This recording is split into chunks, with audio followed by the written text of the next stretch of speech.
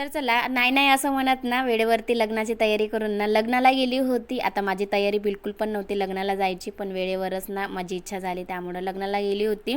आता तिथं गेल्यानंतर ना तेलंगणा साईडला जसं लग्न लागतात ना त्याच पद्धतीने लग्न लागलेलं होतं. इथं लग्न लागत नाही तर लोकांना जेवणाला पण तुटून पडले होते, म्हणजे जेवण करायला चालू केलं होतं लग्न लागायच्या अगोदरच.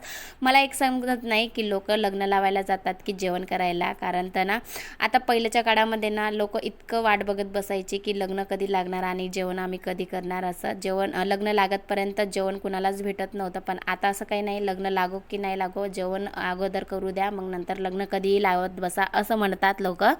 त्यानंतर आता सगळे जेवतच आहे, म्हटलं आम्ही पण जेवण करावं म्हणून ना मस्त असं जेवण आणून घेतलं. आता ना त्या गर्दीमध्ये बार बार जाणं नाही होत म्हणून ताट भरून एकच दाचं आणून घेतलं. इथं मग यांचे ना 7 फेरे चालू झालेले होते. आता यांनी 7 फेरे घेत होते.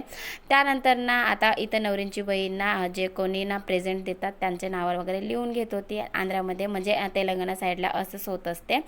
त्यानंतर आता ना यांची प्री वेडिंग व्हिडिओ वगैरे दाखवले, ते आम्ही बघितलं होतं आणि मग आमच्या गोष्टी चालू झाल्या होत्या, गप्पा गोष्टी. खूप दिवसानंतर ना आता सगळे नातेवाईक भेटले तर मग अशा गोष्टी चालू होतात की काय सांगू. खूप मज्जा येते बरं का, खूप छान पण वाटते खूप दिवसानंतर सगळ्यांना बघितल्यानंतर. आणि सगळेजण एकत्र आल्यानंतर तर काही मजा वेगळीच आहे.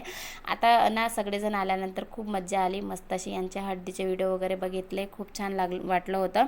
त्यानंतर आम्ही निघालो होतो घरी जाण्यासाठी. आता बसची वाट बघत बसलेलो होतो आम्ही. आता ना आमच्या ताई वगैरे यायचे होतं, त्यांचीच वाट बघत बसलेलो होतं. खूप जास्त अंधार झालेला होता. आता या मॅडमला म्हटलं थोडंफार पोज दे रिद्धू, की तुझे फोटो वगैरे खिचणार. पण ही आता इकडे मान तिकडे मान अशी काहीतरी करत होती. आता बघू शकता काय करत आहे ती.